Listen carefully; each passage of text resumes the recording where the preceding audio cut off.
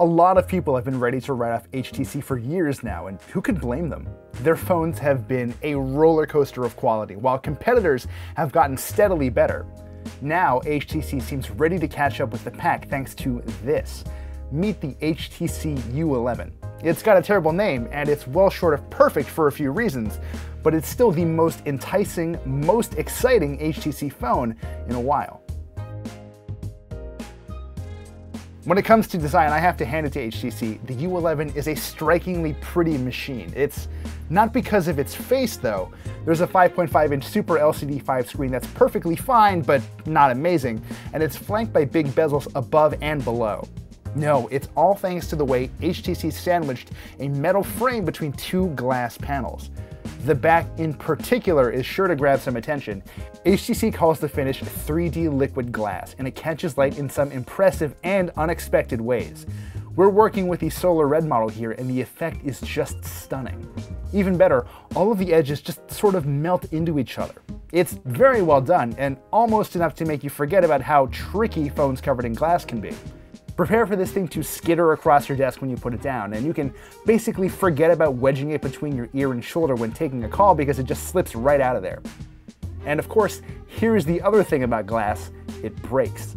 While we were shooting this video, the U11 tipped over onto our studio table and, well, see for yourself. The rest of the hardware is pretty straightforward. There's a solid fingerprint sensor below the screen, wedged in between two capacitive navigation keys. There's a USB Type-C port on the bottom for charging, which you'll also use for the included U-Sonic headphones. They're pretty basic, but they offer some noise cancellation without the need for additional batteries. It's nowhere near the level of, say, a pair of Bose QC35s though. There's also a space on the SIM tray for microSD cards as big as 2 terabytes. And did I mention the whole thing is IP67 water resistant? Thank God. On the software side, things really haven't changed that much. The U11 runs Android 7.1.1, painted over with HTC's familiar UI. Now, I find this both a blessing and a curse. It runs really well, but the custom interfaces from HTC's competitors have gotten really good over the years. What we have here is ultimately more of the same, from the customizable feed of news and highlights to the performance-enhancing Boost app. Don't yawn yet, though. HTC has squeezed a few special tricks into the U11. For some reason, it has 3 AI assistants: Google Assistant, HTC's Sense Companion, and Amazon's Alexa. Now, the company thinks these assistants complement each other rather than compete with each other, and that more or less feels true for now. Google's is still the best for answering general knowledge questions, and Alexa is great if you want to tap into the over 15,000 skills available for it. Since the U11 plays nice with 2 different wake words, you can call out to either and expect a pretty snappy response. Sense Companion, meanwhile, surfaces reminders and notifications based on the weather, your schedule, and more. You can't define how often you get those notifications though, so its utility feels a little limited. And then there's Edge Sense, which uses pressure sensors built into the phone. It felt lame and gimmicky at first, but once I got the pressure settings just right, I could not stop using it. You can think of it as an invisible convenience key with 2 settings. A squeeze performs one action, and a squeeze and hold performs another. Right now, a quick squeeze launches the camera, and one more squeeze snaps a photo, which is absolutely perfect for selfies. Originally, I had the squeeze and hold set to launch Alexa, but that was dumb. I usually just talk to her anyway. Now it's set to start a voice recording, which has already been a lifesaver in interviews. As far as performance goes, HTC is onto something here.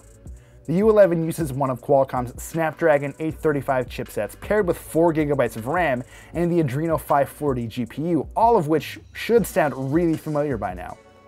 These all surely contribute to just how fast the U11 feels all the time, especially when it comes to driving intense games like Afterpulse and Guardians of the Galaxy.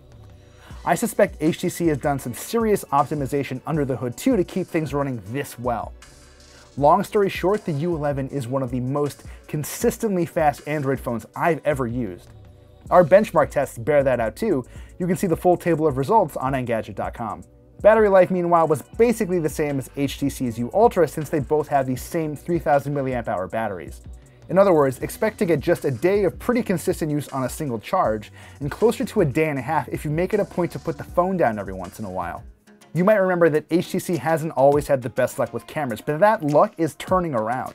The U11's 12 megapixel main camera is among the best I've used in a while, and that's really saying something considering the competition. Focusing is generally crazy fast thanks to the dual pixel phase detection, and photos were consistently chock full of detail. Color reproduction was nice and accurate too, though sometimes you might notice outdoor photos looking a little on the cool side.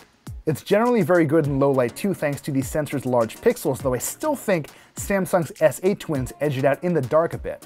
Meanwhile, the front-facing camera actually shoots at a higher 16 megapixel resolution, and with a wide-angle lens, it's capable of some seriously nice selfies. HTC definitely didn't get everything right with the U11, but that's okay. There's a lot to like about it. To be quite honest, I really wasn't expecting that. After the mess that was the U Ultra, HTC seemed to be confused about what really mattered. I can't say for sure that confusion has passed, but we ultimately wind up with a phone that's quirky and mostly worth owning, and that's saying a lot for this company.